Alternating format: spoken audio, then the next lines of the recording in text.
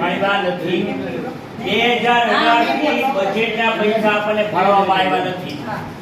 તો માંગ કરી છે કે આપણે 2023 થી લડત શરૂ કરી હતી.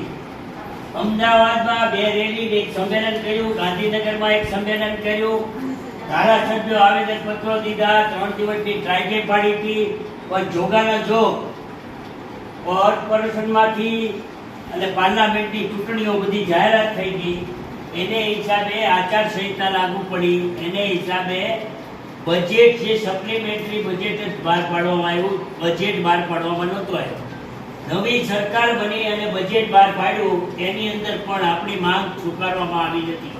આશા, ફેસિલિટર, આંગણવાડી, તેરાગર, મધ્યાહન ભોજન, કોઈ દી કામદારોની કોઈ માંગ એમાં વિચારવામાં નહોતી આવી. એટલા માટે આપણે centre of trade union CITU Delhi, centre of trade union લાલ ઝંડા તરફથી તમામ રાજ્યોની પરિસ્થિતિમાં અનુસંધાનની અંદર બજેટની સામે અત્યારે આપણે ગુજરાતમાં મીટિંગ કરી અને નક્કી કર્યું હતું કે ધારાસભ્યોને, સંસદ સભ્યોને પહેલા આવેદનપત્ર આપવા.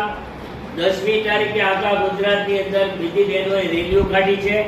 આવેદનપત્રો આખા ગુજરાતમાં જોરદાર બધા આપ્યા છે અને આપણી રજૂઆત કરવામાં આવી છે અને સરકારને રજૂઆત પહોંચાડી દેવામાં આવી છે કે અમારી માંગો આશા, ફેસિલિટર, આંગણવાડી, તેડાગર, મધ્યાહન ભોજનના કર્મચારીઓને જો કાંઈ જાહેરાત કરવામાં નહીં આવે તો 3 દિવસની સ્ટ્રાઇક, 20, 21, 22 3 દિવસની આપણે કામથી અવરા રહેવાનું છે અને 3 દિવસની સ્ટ્રાઇક પાડી છે. જો જોગાનો સરકાર 15મી ઓગસ્ટે કાંઈ જાહેરાત કરે તો આપણી હડતાલ મોકૂફ રાખવામાં આવશે.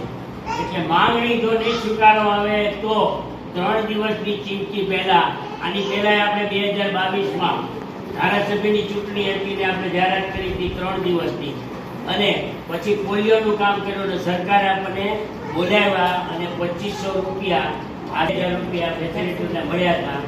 એવી રીતે આપણી અત્યારે માંગણી સરકારમાં આપી છે. જો સરકાર આપણી માંગણી નહીં સ્વીકારે તો 20, 21, 22 3 દિવસની સ્ટ્રાઇક રાખવામાં આવશે આખા ગુજરાત. ઓકે.